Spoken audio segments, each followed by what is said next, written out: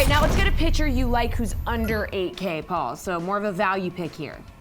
Yeah, I like two guys in this spot, Jesse. Marco Gonzales stands out for me in this range at $7,600. He's reeled off 5 impressive starts in a row, covering 32 innings, allowing only 6 earned runs, 21 hits, and 8 walks in that span. He faces Mike Foltynewicz and the puny Rangers offense. Folty has had his struggles, as his 2-11 record would suggest, and those marks are legit of late as he's been torched by the long ball, allowing 17 dingers over his last 55 innings pitched.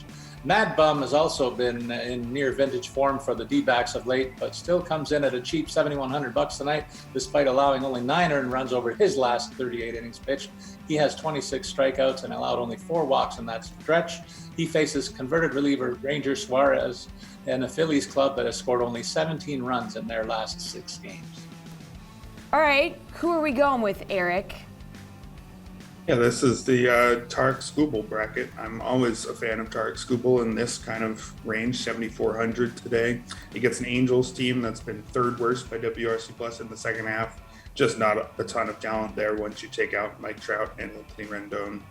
He's doing so in a pitcher-friendly park, not as pitcher-friendly as some on this slate, but Detroit is definitely a good enough place to pitch. Yeah, he's got a 4.10 ERA on the season, which seems deserved. That's merely good, backed by a 25.6% strikeout rate, about a league average walk rate. But if you take out who he was in April, which was quite poor, he's been really good since then. 6.14 ERA in April.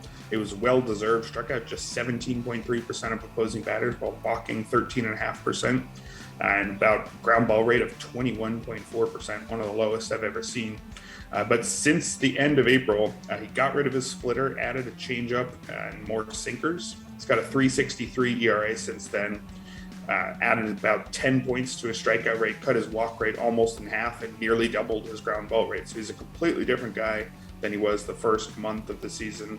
And who he's been now is somebody I think that would be worth a lot more than 7,400, even when you don't factor in the nice matchup here.